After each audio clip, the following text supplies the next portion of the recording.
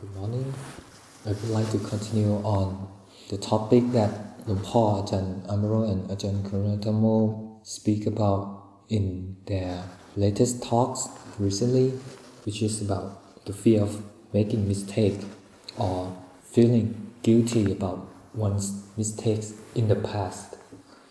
So that reminds me of one of Luang Por Chandi's talk.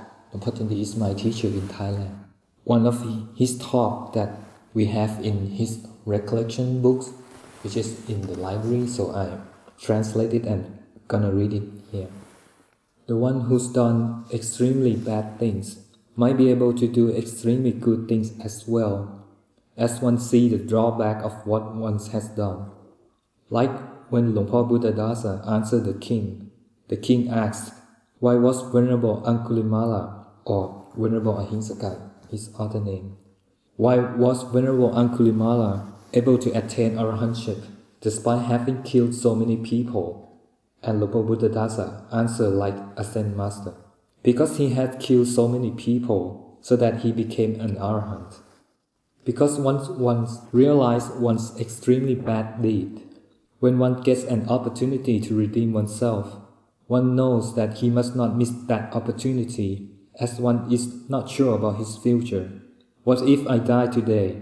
This is an urgent task. So then one is able to put forth effort, awaken one's total energy, and make a resolution. To the death, but I will not break my vow. There is a contemporary story like Venerable Angulimala's story. There was a senior teacher in Luang Pu Man's tradition who could neutralize a bandit and make him ordained as a monk. But then the former bandit couldn't settle his mind.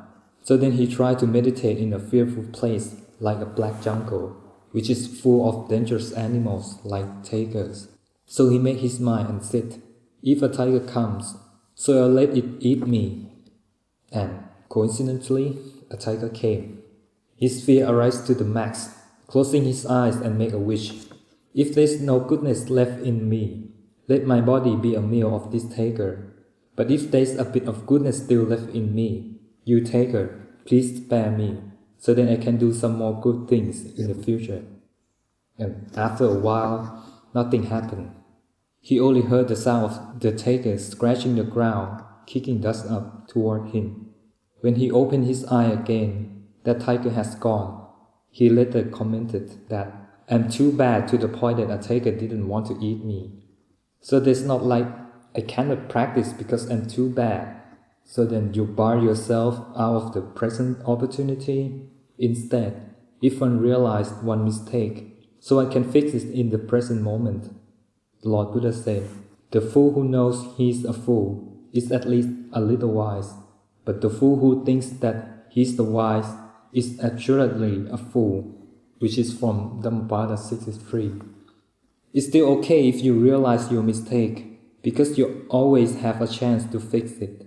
Just fix it in the present moment. Don't sorrow and lament about the past. Why I'm so bad, and then cry and then hurt yourself, afflict yourself. What's the point of that? There's no point in that. The Lord Buddha has taught, avoid all evil ways, commit to what's wholly good, realize unwholesome and try to abandon it. Then cultivate the wholesome. If there are more wholesome qualities, the unwholesome will gradually fade away. Like pouring water into a cup of poison.